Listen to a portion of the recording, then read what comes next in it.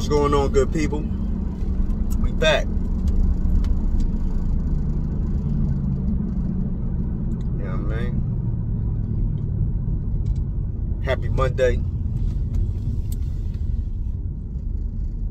Before I get into it, I want to touch on in this video.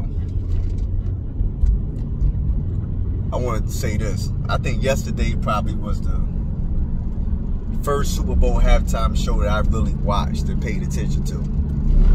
And it really was dope from start to finish. Like, it really was dope. There was a lot of dope parts of that. Shout out to Snoop buying Death Row. He got that new Death Row chain on with the dog instead of the person in the electric chair. That's dope. 50 and Dr. Dre haven't had the best of history. I mean, anybody that know that Dr. Dre wasn't really a fan of Eminem signing 50. You know, part of it was that Dr. Dre was trying to move away from that space of the negativity and controversial and beefs and all that. But then, you know, with the whole game situation happened, you know, that caused a little further rift between them two. Where 50 feel like Dre chose the game side over, even though he feel like he was wrong. Because it was he from Compton, so I'm sticking with Compton. So he feel like Dre chose a side and he ain't never really support him to that degree, and you know what I mean? Whatever. But it was dope to see that that Dr. Dre included him. Whether he wanted to or not, like I don't know. But he still included him in that show, which I thought was dope. You know what I mean? And for it to be a real, basically a hip hop halftime show, that was fire. For some reason, people don't really like Eminem. I'm not a fan of him. I respect him. I mean, you could respect somebody without being a fan of him. I respect his artistry. You know what I mean? And the fact that he knelt. So you know the hypocritical part of this. Eminem took a knee during the halftime show, a la Colin Kaepernick or whoever else. But I bet you the backlash he receives it's gonna be next to nothing. You know what I mean? But I thought that was dope of him. You know what I mean? But I always view him as, I'm saying, like, I know a tape came out with him saying nigga, nigga, nigga 1,000 times, I guess, or they cut it. It was a tape way worse or something, but it was a tape where he said nigga in a rap or something, or a conversation, something like that. The reason why I'm looking weird or may not, because I had a couple of white family that grew up with us, and we didn't look at them as nothing but niggas. Like, we keep it a stack. You know what I mean? We ain't look at them no different. Still view them as equals. You know what I mean? But like I said, it's a dope halftime show. Even brought Mary through, Kendrick through. That was fire. You know what I mean? But now let me get into what I really want to talk about. So you had that kid, Amir Locke. You had that guy, Amir Locke, that got killed. And I think he was 21, 22, whatever. He wanted to be a rapper. He was about to move to Dallas. I guess I don't know if he was signed or he was trying to get signed, but something like that. But anyway, he was in his cousin's apartment, sleeping on the couch. The police obtained a no-knock warrant. The warrant actually was requested out of St. Paul, Minnesota. They requested I don't know if it was a knock and announce warrant, but it wasn't a no-knock warrant. I want to say it was a regular warrant or a knock and announce warrant, something like that. So they had whereabouts on. His cousin was the actual person they was trying to conduct the warrant for. So, because of their jurisdiction, they sent the warrant to Minneapolis to ask them to execute the warrant. Minneapolis got the warrant, the knock and announce warrant or the regular warrant, whatever the case may be. But they didn't want that. They wanted and told them that they have to get a no-knock warrant. That's the only way they'll execute it. So the same judge that convicted, I want to say the same judge that convicted Chauvin, or proceeded over that case. Then he didn't convict him, but presided over that case. I want to say he's the same judge that signed a no-knock warrant.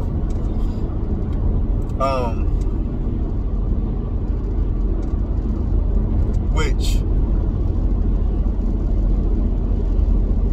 from what I'm hearing, and quite naturally, more information is going to be released. I try not to do this stuff too early because I like to have as many facts as possible before I get my opinion on it. Because like I say, once I say it, I got to stand on it. You know what I mean? But I can update it when I get new information if, you know what I mean? But, to my understanding, the justification for the no-knock warrant was that the cousin had previously threatened physical harm to police officers, right? He didn't threaten to kill him. He didn't threaten to shoot him. He said, if I ain't had these cuffs on, you ain't had that gun, we're going in the backyard, and pretty much I'll knock you out. Pretty much that's what he said, right? So I guess he said that more enough time. They used that as justification for a no-knock warrant. The part that we gotta understand right now, for people that don't know, I gotta follow this all the way through before I start skipping around. Y'all know how I get sometimes. My brain be racing. But the police came and they executed the search warrant, the warrant, right? Now, they did knock and announce, but they had a key, right? I don't even say knock. They had a key. So his apartment, so more likely they got a key from the maintenance guy or the front office. However they obtained the key, they got a key. They want to open the apartment door, and they was announcing. It's like 2 or 3 in the morning. They announced Minneapolis police when they was coming through the door, right? Young guy asleep on the couch, right? He got a blanket over top of him. The police saying police, Minneapolis police, whatever. They got their flashlights. You can clearly see that Duke coming out of a sleep. Now, everybody sleep different. People can say, well, why you ain't hear that? Everybody sleeps different. You understand what I'm saying? You got people that literally could be on the Wizard of Oz and Dorothy crib and literally wouldn't have woke up till they was out of Kansas. The house could have went through all that. They literally wouldn't have woke up. That's how hard they sleep. You know what I mean? So when the police was over, the cop was approaching them, and the young boy was coming out of the blanket, right? He had his hand on his hammer, like, you know what I'm saying? And he's doing this, but it's not even pointing at nobody. It's really, I sleep with my gun. You know what I'm saying? I sleep with my gun. So coming out of this deep sleep, whatever, I'm really trying to figure out what's going on here. I'm disheveled. You understand? Coming out of it, the cop seen the hammer and he just hit him. Right? Hit him a bunch of, shot him like 3 times or so, or whatever the case may be. But hit him, right?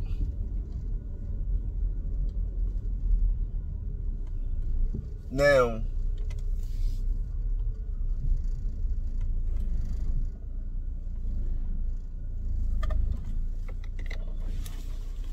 I don't know. So he hit him because he seen gun, right? So he come out of the blanket and this gun is pointed really like, it's angled down. You know what I'm saying? It's not even up. He ain't even raised it up. It's kind of angled down. The cop seen a hammer. He just started hitting him, right?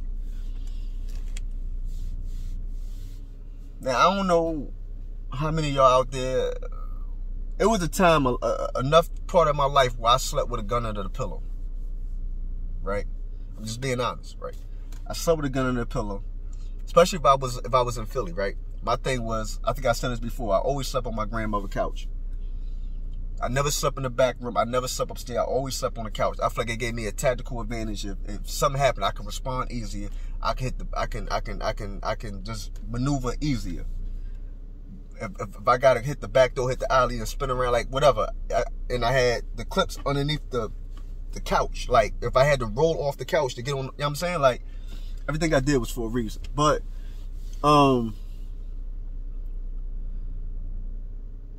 especially, you know, in the city, you know, them home invasion joints 3 or 4 o'clock in the morning is crazy, right? Like some of y'all really wasn't outside, so you may not understand what I'm saying. You may think I'm just talking foolishness. But I've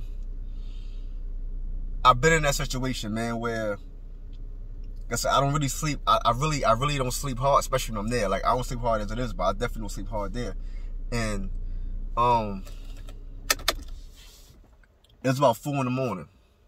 It's like the 3rd, 4th one of these joints I've been through though. But it was like 3 or 4 in the morning or something. And I could hear my grandmother talking, right? So when I look up and I see the flashlights, right? So as soon as I seen the flashlights, I already knew. I was like, damn, that's them boys. That's the, you know what I mean?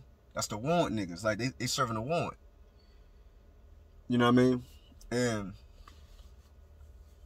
she come running, like she say, you know, my grandson downstairs. Like, she know how I move. Like, she know what I got with me, what down there, like whatever. So she just, she's like, yo, don't try to bust up in the house. Let me wake him up, because she understand. Like, if I like, I hear some loud type situation coming through the door and I ain't really, you know what I'm saying, fully alert, I'm gonna let that thing ring, man. That's just natural survival instincts. That don't make you no tough guy or none of that. That's just trying to survive, man. But she didn't know that I'm listening to all this. Because like I said, it's like 4 in the morning. You know what I mean? So when she come to the top of the steps and she like, yo, open the door for the police. So I'm like, yeah, I'm getting up. I hear him. You know what I mean? So I grabbed the hammer. I kind of pushed it underneath the couch. I pushed the clips back. You know what I mean? And I want to open the door. You know, keep your hands up. You know what I mean? Keep your hands up in the air. And I make sure that they follow me all the time. I want to sit back on the couch. I put my hands on them up on the living room table. You know what I mean? You know how everybody have been through it. You know they talk to you crazy. They was there for my brother. They weren't there for me. You know what I mean? But you know how they talk to you crazy. You know what I mean? You know, what papers you on? What's your story? Parole or probation? I'm like, I ain't on neither one. You know what I mean? And so then my grandmother telling them what I do. So when she telling them what I do, now all of a sudden they want to show me a little bit of etiquette and respect. Like that's crazy. It takes that as a black. I mean, I was, at this time I had to be about 28, 29, something like that. Because it had to be like 2008, 2009. And I don't know, like I said, I don't know if y'all ever been through it, man. They find the biggest white boys, like the Undertaker in them size, bro. Like, for real though. And they you know, they come in there with the Mossbergs, with the ride pump joints, ARs and all that. Tactical vests. You know how they give it up. And it's like, so they come there, they search the crib or whatever. But I'm sitting there the whole time. The point of it is, I'm really sitting there the whole time. I know what I got underneath the couch. You know what I'm saying? I know what I got in the back too. You know what I mean? Like where the laundry room was at. You know what I mean? I know, like, because if I got to bounce, if I got to maneuver, I got hammers on the way. I ain't got to fumble. I ain't got to do nothing, right? But I know what I got stashed around here. That's my point, right? So it's like, I know how quick this can get ugly. It can get ugly real, real fast, right? And you know how they gonna spin that story. They gonna spin that story. Oh, he had a gun. Or he got a hammer. And then try to kill my character. You know what I'm saying? Pull up things I might have, missteps I might have had in my past, or whatever the case may be, to justify. Oh yeah, look where we're at. You know, they ain't nothing but animals anyway. We're in North Philly. Like, you know how they animals anyway. You know what I'm saying? Oh, he done A, B, C, and D in his past. Like, it was he had it coming, pretty much. It was better we put him down versus he put somebody else outside down. You know what I'm saying? You know how they try to spin it. But the real problem that we got to address, man, that got to be addressed, is you got to get rid of these no-knock warrants, man. The police would not go to jail for this. They probably won't even go to trial for this. You know what I'm saying? Like that's the reality. Nothing. I'm telling you, they be investigated. I don't even see them being arrested for this, man. I don't see them being fired, arrested, anything for this, man. So this right here is a case where the policy is messed up. We got to do a policy correction. You know what I mean? Stop being distracted with Russia and all this other. I mean, we got problems here that needs full attention, man. You can run up in somebody's crib 3 or 4 o'clock in the morning. He was a licensed gun owner. And like I said, if you feel like that's what's necessary for you to survive in whatever situation you in, whatever habitat you in, that's what's necessary. Can't nobody tell you that. I've been there. I know what that feel like. You know what I'm saying? It literally, it did something to me, man, when I seen him come out of that blanket with that hammer in his hand. But like I said, it was pointed like this. You know what I'm saying? It wasn't, he didn't raise it, he didn't up it, he didn't do none of that. He had that, you know what I'm saying? So when I looked and saw that, and it just, because I've been in that situation, it kind of hit me different. You know what I'm saying? And I know even then, in that situation, I knew how easy it was for me to lose my life in that situation right there. Same scenario. They wasn't there for me. You know what I'm saying? They weren't there for me. But you know, sometimes we feel like, for them, in their case, any nigga would do. And I said it just like that. Not any black man would do. No, any nigga would do. You know what I'm saying? And the people who never experienced that, man, you got a blessing. You understand how blessed you are. You don't even understand it. Because that's another form of trauma, especially when you see how it played out, how it could have played out for you. That do something to your mental, man. Like, for real, for real. But we need to, but we need to get these real lawmakers in there. I mean, there's still too many states that allow no-knock warrants. And the only justification I can see for a no-knock warrant, if somebody just killed somebody, high-risk type joint. Saying you will whoop somebody behind is not a justification for me to get a no-knock warrant, man. You scared of you a man, right?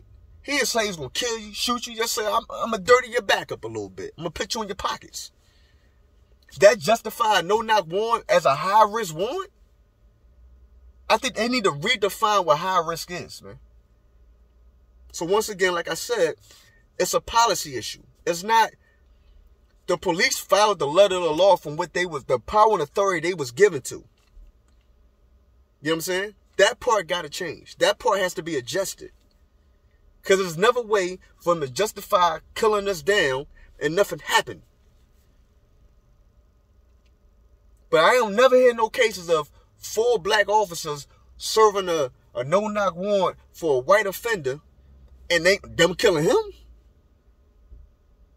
If it's a case, somebody bring the case up, I would love to read about it. I have never heard it. Not to say it hasn't happened, just I never heard it. You know what I mean? But let me know, man. Let me know what y'all think on this one, man. If you never been here before, subscribe, like, share. We be in the building with these convos, man. It's real rap. It's named that for a reason. It ain't nothing stepped on here. Everything down to the oils over here. So let's really get to it.